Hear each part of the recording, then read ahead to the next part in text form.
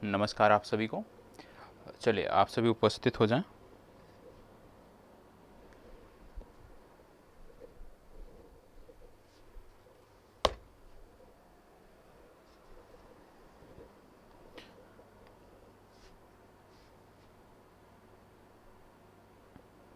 चलिए आप सभी उपस्थित हो जाएं, जिससे आज की चर्चा को हम प्रारंभ करते हैं।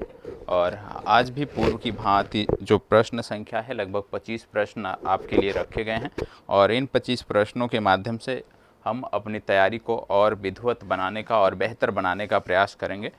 तो आप सभी उपस्थित हो जाएं, जो लोग विलंब से हैं अगले 1 मिनट में उपस्थित हो जाएं, जिससे इस चर्चा को आगे बढ़ाया जा सके। और आज कुल प्रश्नों की संख्या की यदि हम बात करें तो कुल 25 प्रश्न आपको देखने को मिलेंगे।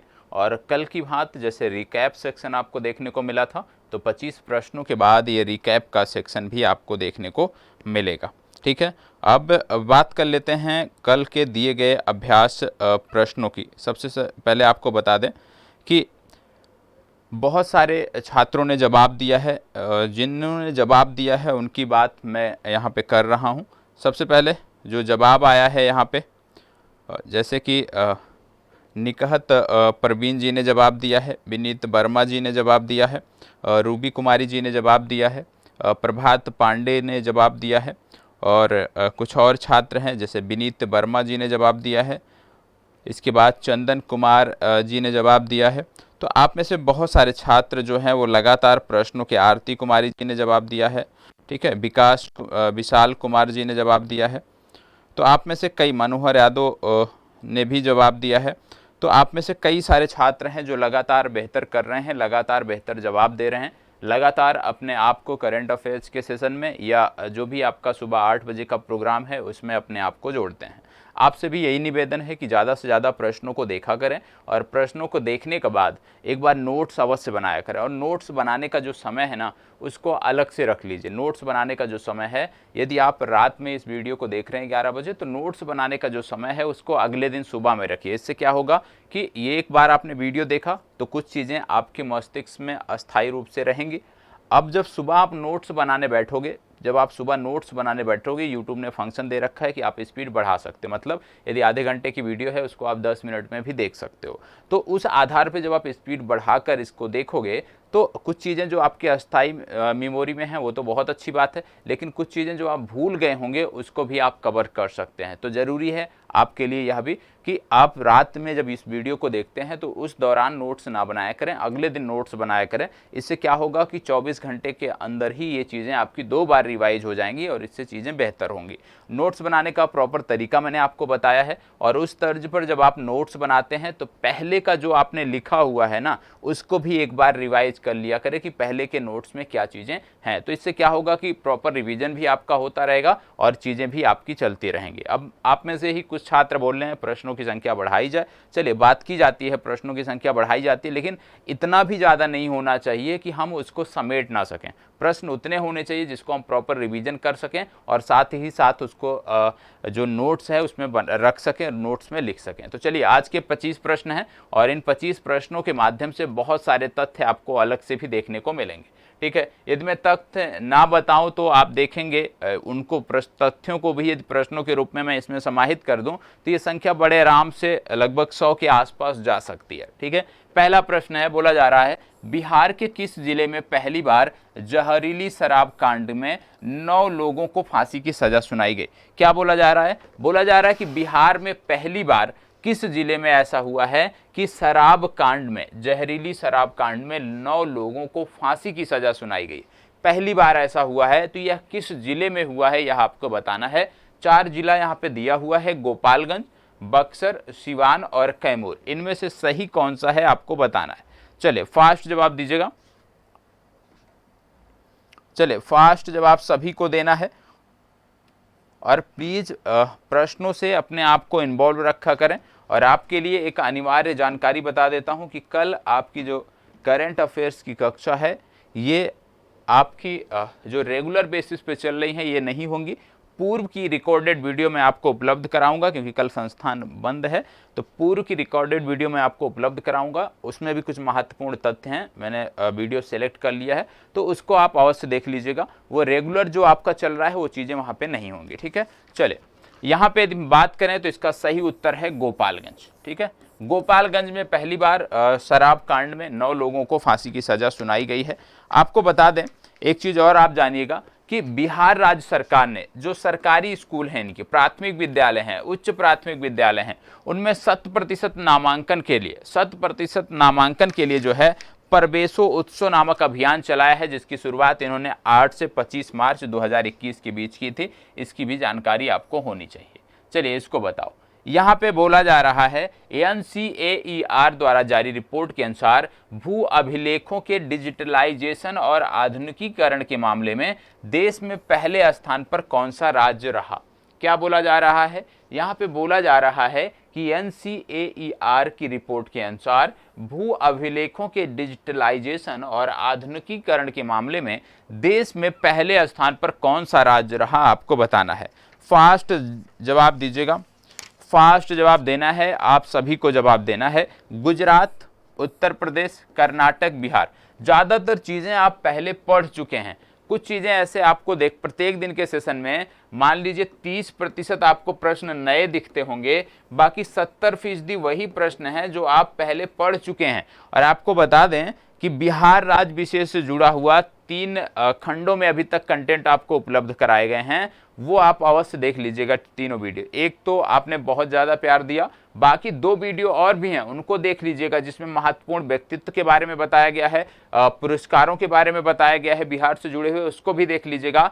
बाकी का जो बिहार का और वीडियो बचा हुआ जो मैंने बोला था बुधवार को आपको मिलेगा, वो थोड़ा सा रोक दिया गया है क्योंकि उसमें कुछ कंटेंट और जोड़े जा रहे हैं, वो भी आपको जल्द उपलब्ध करा दिया जाएगा। इसको बताएं।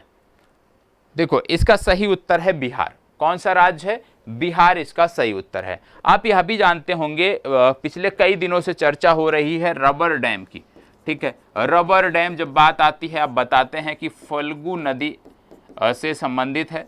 ठीक है, फल्गु नदी से संबंधित है रबर डैम, और ये आपको देखने को कहाँ मिलता है, देखने को गया में मिलता है। यदि आपसे किसी ने पूछ लिया कि रबर डैम का जो कॉन्सेप्ट है, जो प्रारूप है, किसने बनाया, तो IIT रुड़की ने बनाया, इसको भी याद रखना है। ठीक है, रबर डैम का जो कॉन्सेप्ट है ये कौन लेकर आया, ये IIT रुड़की लेकर आई है, इसको भी आपको याद रखने की जरूरत है। चलिए बढ़ते हैं प्रश्न संख्या 3 पर। प्रश्न संख्या 3, भारतीय विमानपत्तन प्राधिकरण द्वारा जारी ग्राहक संतुष्टि सेवा सर्वे रिपोर्ट में पूर्वी जोन में किस एयरपोर्ट को प्रथम स्थान प्राप्त हुआ। बहुत ही आसान प्रश्न मैंने इसको बना दिया है, यदि थोड़ा सा आप दिमाग लगाएंगे तो बहुत ही आसान सा प्रश्न है। क्या बोला जा रहा है, भारतीय विमानपत्तन प्राधिकरण, ठीक है, द्वारा जारी ग्राहक संतुष्टि सेवा सर्वे रिपोर्ट में, ग्राहक संतुष्टि सेवा सर्वे रिपोर्ट में पूर्वी जोन में किस एयरपोर्ट को प्रथम स्थान प्राप्त हुआ, ये आपको बताना है। याद रखिएगा किसकी बात हो रही है, पूर्वी जोन की बात हो रही है, ये जरूर अपने मस्तिष्क में रखिएगा और उसके आधार पर फिर आपको विकल्पों पर जाना है। चलिए फास्ट जवाब दीजिएगा, फास्ट जवाब दीजिएगा। देखो यहां पे बात हो रही है पूर्वी जोन की। इंदिरा गांधी अंतरराष्ट्रीय हवाई अड्डा कहां पर देखने को मिलता है, नई दिल्ली में देखने को मिलता है। ठीक है, क्या यह पूर्वी जोन में है, नहीं। जॉली ग्रांट एयरपोर्ट कहां पे है, ये आपको देहरादून में देखने को मिलता है, ये भी पूर्वी जोन में नहीं है। कुशोक बकुला रिम्पोचे विमानपत्तन ये कहां पे देखने को मिलता है, या कुशोल बकुला रिपोच हवाई अड्डा कहां देखने को मिलता है, ये आपको लेह में देखने को मिलता है। फिर इसके बाद कौन सा आता है, गया एयरपोर्ट। तो इन सभी में यदि हम सबसे पूर्वी बात करें तो एक ही एयरपोर्ट है, गया एयरपोर्ट। बाकी के सभी जो यहाँ पे हवाई अड्डे दिए गए हैं ये सभी के सभी उत्तरी क्षेत्र में अवस्थित हैं, मध्य क्षेत्र में देखने को मिलते हैं। तो इसका सही विकल्प हो जाएगा डी विकल्प, गया एयरपोर्ट। तो यदि आप प्रश्नों को सिर्फ ध्यान से पढ़ते हो तो भी आप आसानी से जवाब दे सकते हो। इस प्रकार के प्रश्न और विकल्प रखने का यही एक उद्देश्य है कि आप थोड़ा सा प्रश्नों को संजीदगी से पढ़ने का प्रयास किया करें। आप जानते होंगे कोसी नदी के जल प्रबंधन हेतु फिजिकल मॉडल सेंटर की भी स्थापना की गई है। कोसी नदी के जल प्रबंधन हेतु फिजिकल मॉडल सेंटर की भी स्थापना की गई है, ये आपको पता होगा। और ये देश का दूसरा है, देश का पहला पुणे में बनाया गया था, यह भी जानकारी आपको रखनी है। इसके साथ साथ यदि मैं बात करूं तो बिहार राज्य सरकार ने जो इनके कक्षा 1 से कक्षा 8 तक के शिक्षण कार्य से जुड़े हुए सरकारी स्कूल हैं बिहार राज्य सरकार के, उनमें इन्होंने मैथिली भाषा को अनिवार्य कर दिया है, यह भी आपको जानकारी होनी चाहिए। इसके साथ साथ आप जानते होंगे चक्र मोबाइल ऐप के बारे में बिहार से संबंधित, कि अपराधियों के डेटाबेस को रखने के लिए बिहार राज्य सरकार ने चक्र जो मोबाइल ऐप है इसको लॉन्च किया है बिहार पुलिस के लिए। इसके साथ साथ आप जानते होंगे कि मुजफ्फरपुर में आप जानते हैं कि एक पोर्टेबल आंगनबाड़ी केंद्र स्थापित किया गया है। और नम्रता आनंद का नाम आपने सुना होगा, नहीं सुना होगा तो आज नोट कर लीजिएगा, नम्रता आनंद ऐसे आपने सुना होगा। यदि आपने वो पुरस्कारों वाली पीडीएफ देखी होगी, पढ़ा होगा उस सेशन को, तो आपको नाम ये अवश्य मिला होगा नम्रता आनंद के बारे में। और आपको बता दें कि इनको राष्ट्रीय नारी रत्न पुरस्कार से सम्मानित किया गया है, राष्ट्रीय नारी रत्न पुरस्कार से नम्रता आनंद को सम्मानित किया गया है। इनका भी नाम आपको याद रखना है। इसको बताओ, हाल ही में चर्चा में रहे मोहित कुमार किस खेल से जुड़े हुए हैं? बताइए, मोहित कुमार का संबंध किस खेल से है, आपको बताना है। चलो बताएं, 4 खेल यहाँ पे दिए हुए हैं, क्रिकेट, बैडमिंटन, एथलीट या स्विमिंग, इनमें से किस खेल से जुड़े हुए हैं मोहित कुमार, ये आपको बताना है। चलिए फास्ट जवाब दीजिएगा, मोहित कुमार किस खेल से जुड़े हुए हैं? चले बताएं, मोहित कुमार किस खेल से जुड़े हुए हैं? इन चारों में से सही कौन सा है आपको बताना है। देखो, मोहित कुमार की बात हो रही है, सबसे पहले आपको बता दें ये एक पैरा खिलाड़ी हैं, पैरा खिलाड़ी हैं और इनका जो संबंध है ये स्विमिंग से है। और हाल ही में इन्होंने राष्ट्रीय पैरा स्विमिंग चैंपियनशिप में 3 गोल्ड मेडल जीता था। ठीक है, राष्ट्रीय पैरा स्विमिंग चैंपियनशिप में 3 गोल्ड मेडल जीता था और ये बिहार से संबंधित हैं, इसलिए इनका नाम और इनके खेल का नाम आपको पता होना चाहिए। ठीक है, चलिए आगे बढ़ते हैं। बिहार के किस जिले की चाय को अंतर्राष्ट्रीय स्तर का दर्जा दिए जाने की घोषणा की गई है? बिहार के किस जिले की चाय को अंतर्राष्ट्रीय स्तर का दर्जा दिए जाने की बात की गई है? बताएं।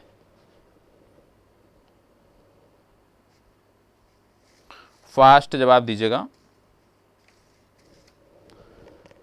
किस जिले की? अभी जब चाय या कॉफी की बात होती है तो आप जानते हैं या तो आप असम की बात करते हो, या तो आप कर्नाटक की बात करते हो, या तो आप तमिलनाडु की बात करते हो। हालांकि केरल में भी कॉफी की कुछ प्रजातियां पाई जाती हैं।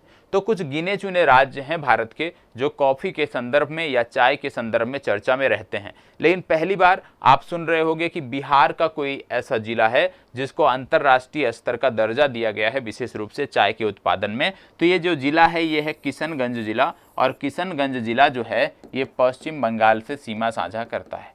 ठीक है, तो ये आपको पता होना चाहिए, किशनगंज इसका सही उत्तर है। आगे बढ़ते हैं। बिहार के किस जिले की चाय को अंतर्राष्ट्रीय स्तर का दर्जा दिए जाने की घोषणा? यहाँ पे यदि आप बात करें तो यहाँ पे प्रश्न 2 बार इन्होंने रिपीट कर दिया है, कोई बात नहीं, प्रश्न क्या है वो मैं आपको बता देता हूँ। इसमें 2 प्रश्नों को जोड़ दिया गया है टाइपिंग की मिस्टेक की वजह से। इसको बताइए, प्रश्न है 31 जुलाई 2022 को किसे सर विंस्टन चर्चिल अवार्ड प्रदान किया गया? बोला जा रहा है 31 जुलाई को किसे सर विंस्टन चर्चिल अवार्ड प्रदान किया गया, आपको बताना है। चलिए बताइएगा, किसे विंस्टन चर्चिल अवार्ड दिया गया है ये आपको बताना है। यहाँ पे देख रहे होंगे वैश्विक स्तर पर चर्चा में रहे 4 नेताओं का नाम दिया है, Volodymyr Zelensky, Vladimir Putin, Xi Jinping या शिंजो अबे। इन 4 वैश्विक नेताओं में से किसी एक का चुनाव आपको करना है। किसको सर विंस्टन चर्चिल अवार्ड दिया गया है? फास्ट जवाब दीजिए, सर विंस्टन चर्चिल अवार्ड किसे दिया गया है आपको बताना है।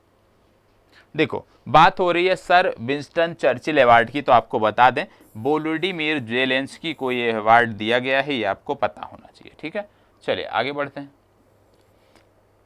21 जुलाई 2022 को प्रकाशित रिपोर्ट के अनुसार भारत की सबसे अमीर महिला कौन सी हैं? बताइए। ये जो रिपोर्ट हैं ये बदलती रहती हैं, तो आपकी परीक्षा के समय, जैसे अब आपकी परीक्षा सितंबर माह में प्रस्तावित है। तो इस समय जो है ये समसामयिकी संदर्भों में महत्वपूर्ण है। ये रिपोर्ट 2 महीने, 3 महीने, 4 महीने पे बदलती रहती है। तो लेकिन अभी क्या है, मौजूदा समय में वो आपको ध्यान रखने की ज़रूरत होती है। यहाँ पे है किरण मजूमदार शाह, फाल्गुनी नायर, प्रियंका मोहिते या रोशनी नादार। इन चारों में से कौन है ये आपको बताना है। चले बताएं, फास्ट जवाब दीजिएगा। देखो, इनमें सबसे पहले आती हैं रोशनी नाडर, ठीक है, रोशनी नादर नहीं, नाडर होता है, ठीक है। दूसरी है फाल्गुनी नायर, दूसरे स्थान पे हैं, और तीसरे स्थान पे है किरण मजूमदार शाह, ये तो आपने देख लिया। और प्रियंका मोहिते एक पर्वतारोही हैं, इनके बारे में आपको पता होगा। अब ये जो 3 नाम आपने देखे हैं, इन तीनों नामों के बारे में आपको कुछ जानकारी देनी है मुझे, और ये आपका होमवर्क नंबर 1 है। क्या जानकारी देनी है? रोशनी नडार की कंपनी का क्या नाम है, किरण मजूमदार शाह किस कंपनी से जुड़ी हुई हैं, और फाल्गुनी नायर की कौन सी कंपनी है। इन तीनों महिलाओं की कंपनियों का नाम जो है वो आपको बताना है। ये आपका आज का होमवर्क है, ठीक है। चलिए आगे बढ़ते हैं। हाल ही में किस देश के लीसेस्टर क्रिकेट ग्राउंड का नाम सुनील गावस्कर के नाम पर रखा गया? क्या बोला जा रहा है, एक क्रिकेट ग्राउंड का नाम यहाँ पे दिया हुआ है और बोला जा रहा है ये लीसेस्टर क्रिकेट ग्राउंड जो है, जिसका नाम हाल ही में सुनील गावस्कर के नाम पर रखा गया है, ये किस देश से संबंधित है आपको बताना है। फास्ट जवाब दीजिएगा, बताएं। और आपको बता दें, जब क्रिकेट की बात हो रही है तो जुलाई माह में जो रैंकिंग दी गई थी आईसीसी द्वारा, उसमें बताया गया था कि वनडे की जो सर्वश्रेष्ठ टीम है, ओडीआई की जो सर्वश्रेष्ठ टीम है वो न्यूजीलैंड है। ये आपको पता होना चाहिए। भारत के संबंध में जब आप क्रिकेट की बात करते हो, स्थानीय स्तर पर, राष्ट्रीय स्तर पे जब आप बात करते हो, ठीक है, फिर क्षेत्रीय स्तर की बात करते हो, तो रणजी ट्रॉफी मैच बहुत महत्वपूर्ण होता है। और रणजी ट्रॉफी मैच जो है वो मध्य प्रदेश ने इस बार महाराष्ट्र को हराकर जीता है, यह भी जानकारी आपको होनी चाहिए। इसके साथ साथ आप जानते हैं कि बीसीसीआई को नया टाइटल स्पॉन्सर मिल गया है, और बीसीसीआई का जो नया टाइटल स्पॉन्सर है उसकी यदि हम बात करें तो मास्टर कार्ड है, यह भी आपको पता होना चाहिए। तो अभी आपको जवाब देना है कि किस देश में, तो आपको बता दें ये देश है इंग्लैंड। इंग्लैंड में ये क्रिकेट ग्राउंड है लीसेस्टर क्रिकेट ग्राउंड, और इसका नाम सुनील गावस्कर के नाम पर रखा गया है। चलो इसको बताओ, हाल ही में अंतर्राष्ट्रीय बुलियन एक्सचेंज का शुभारंभ गुजरात में किसके द्वारा किया गया?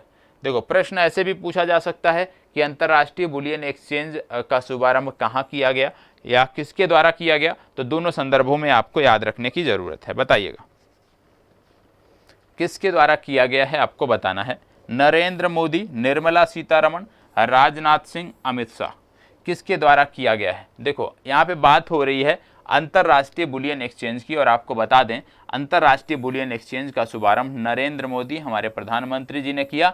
कहां पर किया? गुजरात में किया। तो दोनों आपको याद रखने की जरूरत है। चलिए आगे बढ़ते हैं, इसको बताइए। हाल ही में आईआईटी मद्रास ने किस देश में अपना एक नया परिसर स्थापित करने की घोषणा की है? आईआईटी मद्रास ने किस देश में अपना एक नया परिसर स्थापित करने की घोषणा की है, आपको बताना है। बताइएगा, फास्ट जवाब दीजिए। आईआईटी मद्रास की बात हो रही है, और आपका होमवर्क नंबर 2, होमवर्क नंबर 02 आपका है कि आईआईटी मद्रास से जुड़े जो भी लेटेस्ट आपने इनके डेवलपमेंट जो भी आपने नोट किए हैं, ठीक है, वो आप यहाँ पे बताओगे कमेंट बॉक्स में। आईआईटी मद्रास की जो लेटेस्ट डेवलपमेंट है जो आपने अपने नोटबुक में नोट की है, वो हमें अनिवार्य रूप से आप बताओगे। कम से कम 2 से 3 डेवलपमेंट आपको बताना है। ये आपका होमवर्क नंबर 2 है। यहाँ पे बात हो रही है आईआईटी मद्रास ने किस देश में अपना एक नया परिसर स्थापित करने की घोषणा की है। ये देश है आपका तंजानिया, ठीक है। अब तंजानिया ये जो देश है इसकी किस कॉन्टिनेंट में पड़ता है, ये आपको बताना है। किस कॉन्टिनेंट में पड़ता है, इसके पड़ोसी देश कौन से हैं, और इस कॉन्टिनेंट के बारे में, जिस भी कॉन्टिनेंट में ये देश पड़ता है उस कॉन्टिनेंट के बारे में कुछ प्रमुख झीलें होंगी, कुछ प्रमुख नदियां होंगी और कुछ प्रमुख पर्वत होंगे, इनके बारे में बताना है, ठीक है। तो आपका होमवर्क क्या है कि तंजानिया जो है, ठीक है, ये किस कॉन्टिनेंट में पड़ता है, उस कॉन्टिनेंट में प्रमुख झीलें कौन सी हैं, प्रमुख नदियां कौन सी हैं और प्रमुख पर्वत श्रेणियां कौन सी हैं, ये आपको बताना है। और अनिवार्य रूप से जो पूछ रहा हूं वो महत्वपूर्ण है। यदि मैंने झील नदी आपसे बोला है तो झील और नदी इस कॉन्टिनेंट के लिए महत्वपूर्ण है, तो उसको आपको याद करना है, ठीक है, वो आप कमेंट बॉक्स में शेयर करोगे। इसका सही उत्तर क्या है? तंजानिया। चलिए आगे बढ़ते हैं। हाल ही में टूर डे फ्रांस का खिताब किसने जीता? बहुत ही महत्वपूर्ण प्रश्न है, याद रखिएगा, बहुत ही महत्वपूर्ण प्रश्न है। टूर डे फ्रांस की बात हो रही है। टूर डे फ्रांस का खिताब किसने जीता? आप यदि अपना नोट्स पलटोगे ना तो वहां पे ये जानकारी देखने को मिली होगी। तो पहली बात तो आप ये बताओगे कि टूर डे फ्रांस, क्योंकि ये रेसिंग से संबंधित है, तो किस चीज की रेसिंग है ये? टूर डे फ्रांस किस चीज की रेसिंग है? साइकिल रेसिंग है, मोटरसाइकिल रेसिंग है, या कार रेसिंग है? पहले आप ये बताओगे और इसके बाद आप बताओगे कि अभी जो आपको जवाब देना है कि इसका खिताब किसने जीता।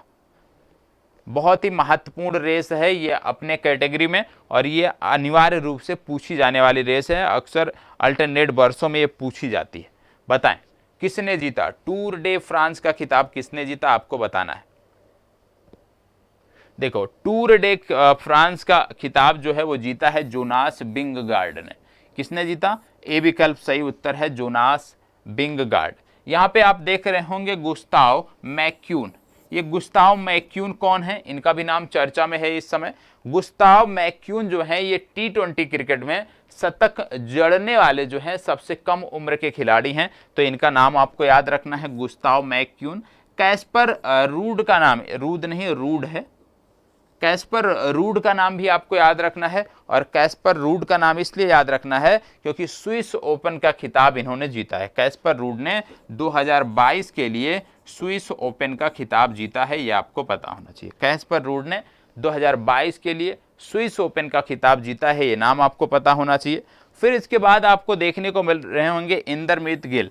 इंदरमित गिल का नाम निश्चित रूप से आपको पता होगा क्योंकि बहुत महत्वपूर्ण व्यक्ति हैं अपने आप में। क्यों?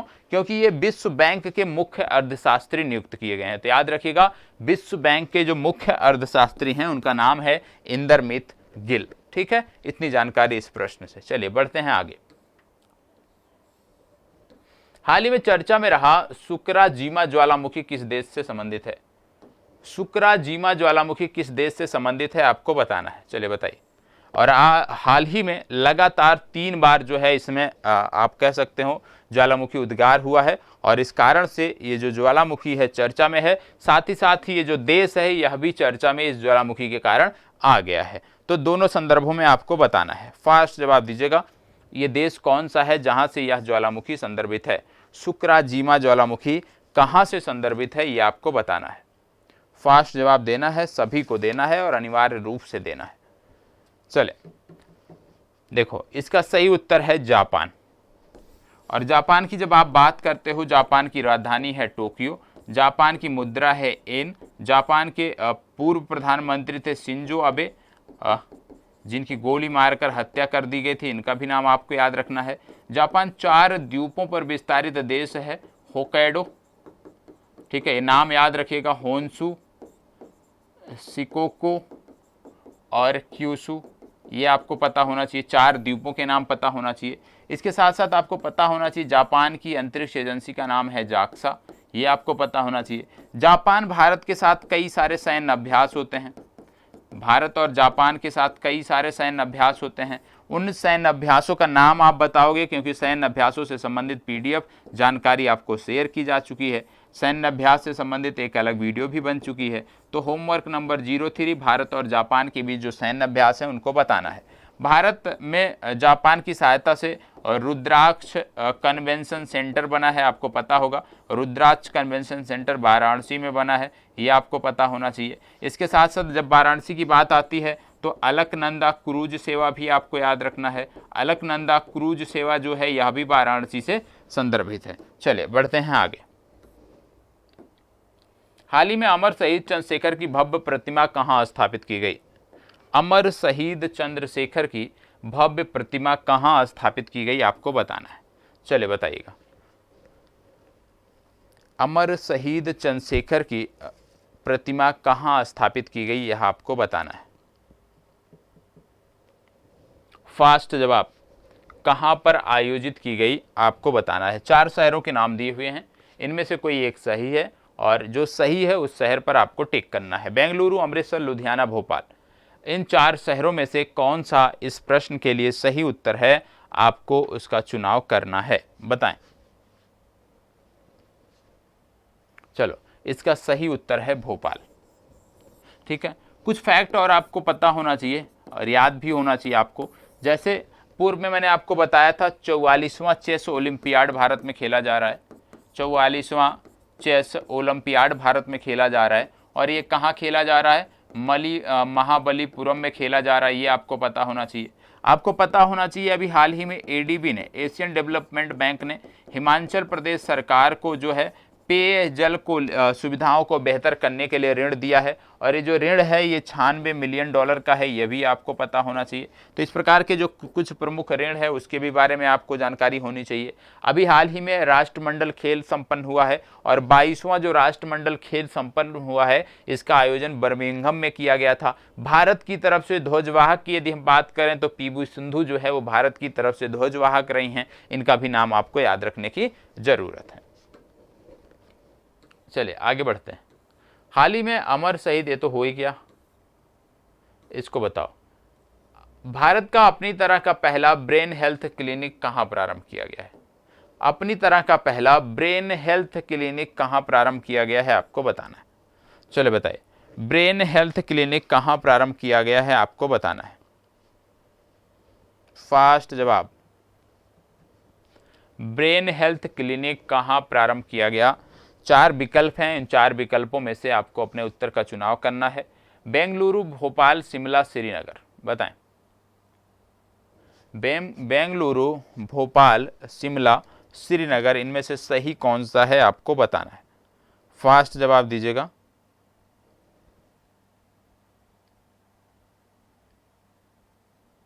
चले बताएं, फास्ट जवाब दीजिएगा। इसका सही उत्तर क्या होगा? चले, थोड़ा सा विजिबिलिटी अब बेटर हुआ होगा। देखो, इसका सही उत्तर है बेंगलुरु। कहाँ पे किया गया? बेंगलुरु में किया गया। कुछ और फैक्ट हम याद करने का प्रयास करते हैं। जैसे आपको मैंने बताया था जिला जलवायु परिवर्तन, याद होगा आपको, जिला जलवायु परिवर्तन मिशन की शुरुआत कहाँ की गई है? मैंने आपको बताया था दक्षिण भारत का राज्य है, आपको पता होना चाहिए, तमिलनाडु। इसके साथ साथ स्मार्ट ई बीट, किस राज्य की पुलिस ने, किस राज्य सरकार ने अपनी पुलिस के लिए स्मार्ट ई बीट शुरू किया था? हरियाणा राज्य सरकार ने शुरू किया था। पिछले दिनों जुलाई माह में कारगिल विजय दिवस मनाया गया था, वो तिथि भी आपको पता होना चाहिए कि कारगिल विजय दिवस कितनी जुलाई को मनाया जाता है। याद रखिएगा, कारगिल विजय दिवस 26 जुलाई की तिथि को मनाया जाता है। इसको बताइए, हाल ही में किस देश ने कमल हसन को गोल्डन वीजा देकर सम्मानित किया है? किस देश ने कमल हसन को गोल्डन वीजा देकर सम्मानित किया है, बताएं। फास्ट जवाब दीजिएगा। किस देश ने गोल्डन वीजा देकर कमल हसन को सम्मानित किया है? फास्ट जवाब दीजिए। फास्ट जवाब दीजिएगा। Saudi Arab, Oman, UAE, Qatar. Golden visa किसने दिया है कमल हसन को, यह आपको बताना है। सबसे पहली बात आपको पता होगा, इस समय चल रहा है एशिया कप, क्रिकेट का एशिया कप चल रहा है और एशिया कप का जो आयोजन है वो यूएई में ही हो रहा है। ये भी याद रखिएगा, यूएई में ही हो रहा है और ज़्यादातर मैच जो है वो दुबई में खेले जाएंगे। तो याद रखना है, एशिया कप का आयोजन कहाँ हो रहा है? यूएई में हो रहा है। तो यूएई ने ही इनको गोल्डन वीजा दिया है, ये आपको पता होना चाहिए।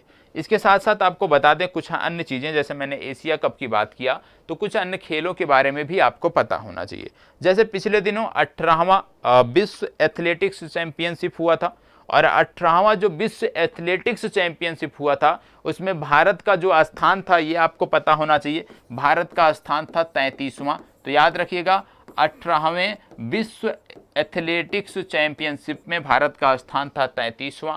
ये आपको पता होना चाहिए, अनिवार्य रूप से महत्वपूर्ण है। इसके साथ साथ आप जानते होंगे इसमें आपको लिखा है एक देश ओमान। तो आपको बता दें, अंडर 20 कुश्ती चैंपियनशिप अभी हाल ही में संपन्न हुआ था।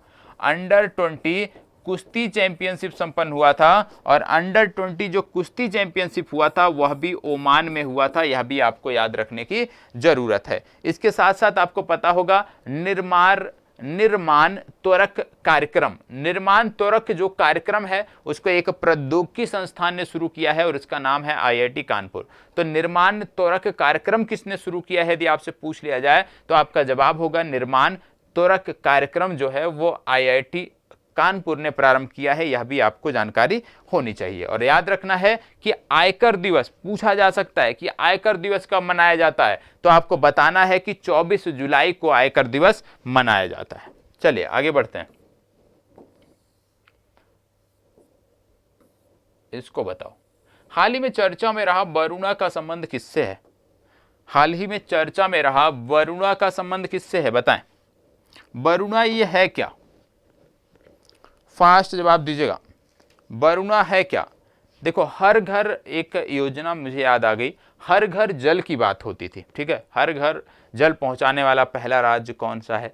तो याद रखिएगा इसमें एक नया अपडेट आया है और यह है हर घर जल प्रमाणित जिला कौन सा है? हर घर जल प्रमाणित जिला देश का कौन सा है? तो याद रखिएगा देश का पहला हर घर जल प्रमाणित जो जिला है वो है बुरहानपुर, ठीक है। देश का पहला हर घर जल प्रमाणित जो जिला है वो है बुरहानपुर, और बुरहानपुर देखने को मिलता है एमपी में, इसको भी याद रखिएगा, ठीक है। अब यहाँ पे बात हो रही है वरुणा की, तो वरुणा का जो आप कह सकते हो उद्घाटन भारतीय प्रधानमंत्री ने किया था, और यह एक क्या है? यह एक मानव यात्री ड्रोन है। ए विकल्प इसका सही उत्तर है, एक मानव यात्री ड्रोन है, यह आपको याद रखने की जरूरत है। चलिए आगे बढ़ते हैं। हाल ही में स्वर्ण वीर नारी योजना की शुरुआत किस राज्य में की गई है? स्वर्ण वीर नारी योजना की शुरुआत कहां पे की गई है, यह आपको बताना है, बताएं। और अभी मैंने आपको बताया बुरहानपुर मध्य प्रदेश के बारे में। तो जो 68वां राष्ट्रीय फिल्म पुरस्कार संपन्न हुआ, 68वें राष्ट्रीय फिल्म पुरस्कारों में सर्वश्रेष्ठ फिल्म कैटेगरी में सबसे अनुकूल जो सिटी है, फिल्म अनुकूल जो राज्य है, उसमें मध्य प्रदेश को पहला पुरस्कार मिला है। याद रखिएगा 68वें राष्ट्रीय फिल्म पुरस्कारों में फिल्म अनुकूल राज्य भारत का पहला बना है मध्य प्रदेश, ठीक है। पहले स्थान पर मध्य प्रदेश है। ये बदलता रहता है, कभी उत्तराखंड हो जाता है, कभी हिमाचल प्रदेश, कभी मध्य प्रदेश। तो अभी आज की जो 68वें फिल्म जब पुरस्कारों की बात करते हो तो वहां पे मध्य प्रदेश को चुना गया, यह भी आपको जानकारी होनी चाहिए। इसको बताओ, स्वर्ण वीर नारी योजना के बारे में आपको बताना है, बताओ स्वर्ण वीर नारी योजना के बारे में। फास्ट जवाब, स्वर्ण वीर नारी योजना के बारे में आपको बताना है। स्वर्ण वीर नारी योजना की बात करें तो इसकी शुरुआत असम राज्य में हुई है। डी विकल्प इसका सही उत्तर है। इसको बताइए, 19 जुलाई 2022 को हैप्पीनेस उत्सव कहां मनाया गया? 19 जुलाई 2022 को हैप्पीनेस उत्सव कहां मनाया गया, आपको बताना है, बताइए। हैप्पीनेस उत्सव कहां मनाया गया? तो हैप्पीनेस उत्सव कहां मनाया गया? ये मनाया गया दिल्ली में। इसको बताइए, निम्नलिखित में से कौन सा शहर एससीओ की पहली सांस्कृतिक और पर्यटन राजधानी होगा? बताएं। इसके बारे में मैंने आपको पूर्व में बताया है, यदि आपको याद है तो बहुत अच्छी बात है, नहीं याद है तो इस चीज़ों को थोड़ा सा ध्यान रखने की जरूरत है। कौन सा शहर एससीओ की पहली सांस्कृतिक और पर्यटन राजधानी होगा? इसमें मैंने आपको बताया था, ये शहर है वाराणसी। इसको बताइए, निम्नलिखित में से किसे मैथिली भाषा के लिए बाल साहित्य पुरस्कार 2020 से सम्मानित किया गया? ये प्रश्न ना अपने आप में बड़ा कंफ्यूजिंग प्रश्न है, बताएं। क्या बोला जा रहा है? मैथिली भाषा के लिए बाल साहित्य पुरस्कार 2020 से किसे सम्मानित किया गया? फास्ट जवाब दीजिएगा, फास्ट जवाब दीजिएगा, किसे सम्मानित किया गया? बहुत चैलेंजिंग प्रश्न है, बताओ। फास्ट जवाब दीजिएगा। देखो, बात हो रही है बाल साहित्य पुरस्कार, ठीक है, बाल साहित्य पुरस्कार 2020 से। तो इसका सही उत्तर यदि हम बात करें तो इसका सही उत्तर हो जाएगा सियाराम झा सरस, ठीक है, सियाराम झा सरस, ठीक है। यदि हम बात करें सोनू कुमार की, यहाँ सोनू कुमार विकल्प में दिया हुआ है, सोनू कुमार की यदि हम बात करते हैं तो याद रखिएगा सोनू कुमार जो हैं ये मैथिली कथा संग्रह, इनका जो है मैथिली कथा संग्रह जिसका नाम है गस्सा, इसके लिए इनको साहित्य अकादमी का युवा पुरस्कार दिया गया है। क्या दिया गया है? साहित्य अकादमी का युवा पुरस्कार किस भाषा के लिए? याद रखिएगा, मैथिली भाषा के लिए। ठीक है, फिर इसके बाद बात आती है कमलकांत झा। कमलकांत झा की जब हम बात करते हैं तो कमलकांत झा का एक रचना है जिसको बोलते हैं गाछ रूसल अछि, और इसके लिए इनको मैथिली का साहित्य अकादमी पुरस्कार दिया गया है। क्या मिला है? मैथिली का साहित्य अकादमी। फिर यहाँ पे नाम देखने को मिल रहा होगा हुसैन उल हक। हुसैन उल हक की यदि बात करें, इनका एक रचना है अमावस का ख्वाब, और इसके लिए इनको उर्दू का अकादमी पुरस्कार मिला है, यह भी आपको याद रखना है। ठीक है, तो इन तीनों लोगों की जब बात करते हैं, सोनू कुमार, सियाराम झा सरस और कमलकांत झा, इन तीनों के बारे में आपको याद रखना चाहिए कि तीनों का संबंध किससे है? मैथिली भाषा से संबंधित है। अब प्रश्न बनता क्या है, उस आधार पर आपको जवाब देना है। चलिए आगे बढ़ते हैं। ईज ऑफ लिविंग सूचकांक 2020 में देश के 111 शहरों में बिहार के पटना को क्या स्थान प्राप्त हुआ? बताओ, ईज ऑफ लिविंग इंडेक्स में पटना को क्या स्थान प्राप्त हुआ, ये आपको बताना है। 33वां, 34वां, 37वां या 76वां? फास्ट जवाब दीजिएगा, कौन सा स्थान प्राप्त हुआ? बिहार के पटना को कौन सा स्थान प्राप्त हुआ? याद रखिएगा, इसको प्राप्त हुआ 33वां स्थान। ए विकल्प सही उत्तर है। इसको बताइए। जल निकायों के लिए अटलस लिखा है ना, उसको एटलस कर लीजिएगा। जल निकायों के लिए एटलस जारी करने वाला भारत का पहला राज्य कौन सा है? जल निकायों के लिए एटलस जारी करने वाला, यह है एटलस।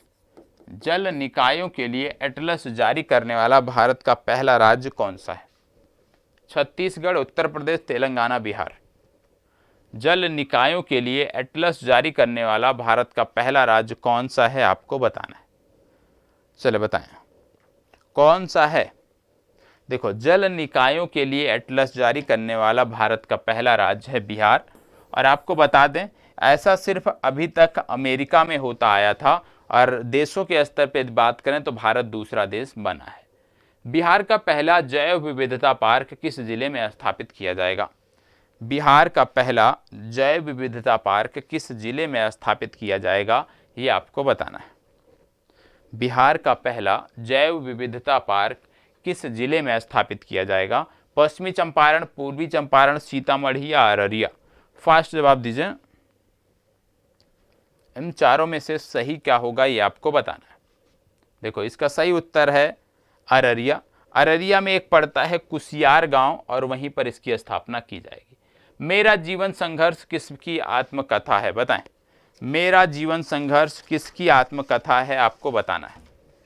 मेरा जीवन संघर्ष किसकी आत्मकथा है, आपको बताना है। फास्ट जवाब, मेरा जीवन संघर्ष किसकी आत्मकथा है?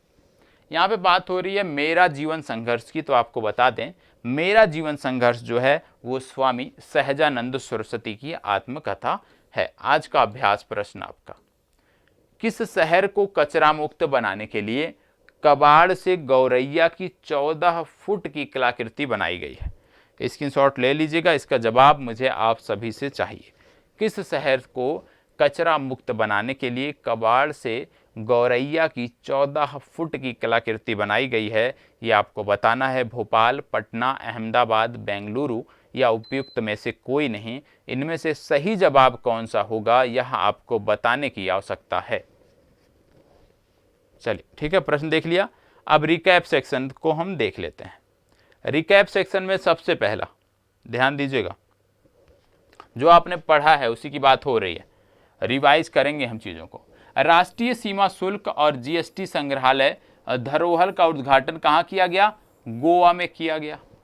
भारतीय राष्ट्रीय राजमार्ग प्राधिकरण ने महाराष्ट्र के अमरावती और अकोला जिलों में, किन दो जिलों के बीच? अमरावती और अकोला जिलों के बीच राष्ट्रीय राजमार्ग पर 105 घंटे और 33 मिनट लगातार काम करके 75 किलोमीटर सड़कें बनाने का वर्ल्ड रिकॉर्ड बनाया है। ये आपको पता होना चाहिए। इसके बाद एक पूछा जाता है कैलिको संग्रहालय कहाँ पर है? याद रखिएगा, कैलिको संग्रहालय अहमदाबाद में है और ये भारत की टेक्सटाइल से जुड़ी विरासत को दिखाने वाला एकमात्र संग्रहालय है। तो जो कैलिको संग्रहालय किससे संबंधित है? ये संबंधित है टेक्सटाइल क्षेत्र से और देखने को कहाँ मिलता है? अहमदाबाद में। ठीक है, चलिए आगे बढ़ते हैं। गुलशन महल की नाम की इमारत national museum of Indian cinema से संबंधित है, जो मुंबई में स्थित है। पूछा जा सकता है।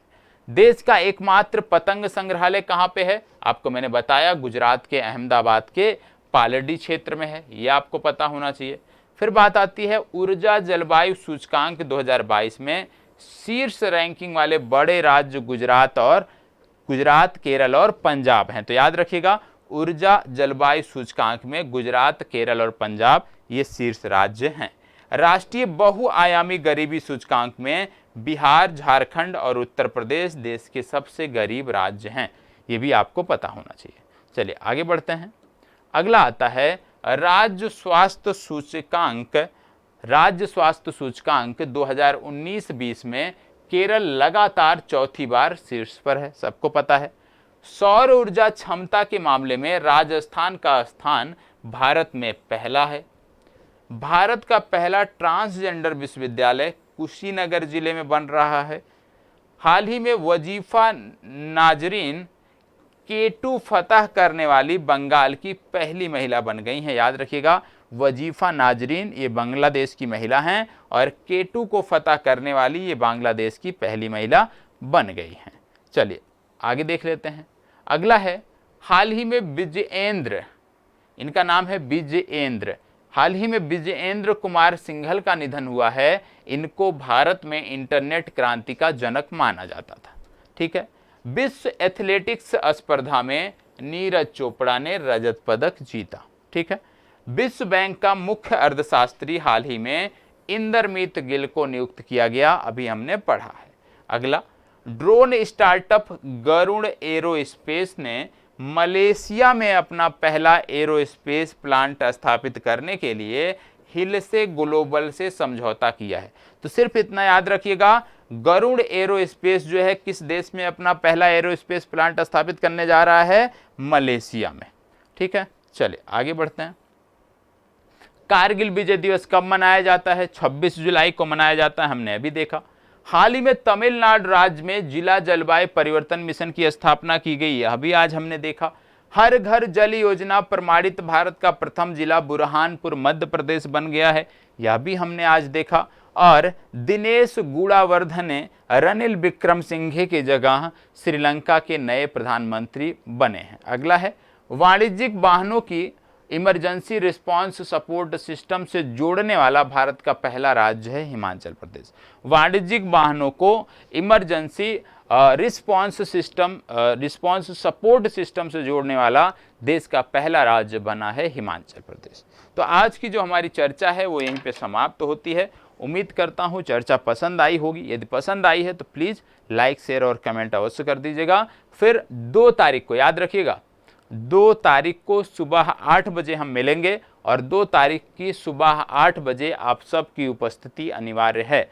हालांकि उस आपके निर्धारित समय पर कुछ वीडियो आपको उपलब्ध कराई जाती हैं, अनिवार्य रूप से आप उसको अवश्य देखा करें। और कल संस्थान ऑफ है, इस वजह से कल आपकी कक्षा नहीं हो पाएगी। 2 तारीख को हम पुनः मिलेंगे और अपनी चर्चा को निरंतर आगे की तरफ बढ़ाने का प्रयास करेंगे। चलिए धन्यवाद, बहुत बहुत आभार। किसी को कोई डाउट है तो आप पूछ सकते हो। कल 1 तारीख है, कल रात्रि 11 बजे आपकी क्लास तो मिलेगी, लेकिन वो पुरानी कक्षा होगी, लेकिन आप उसको देख सकते हो, कुछ ना कुछ सीखने को आपको अवश्य मिलेगा। धन्यवाद।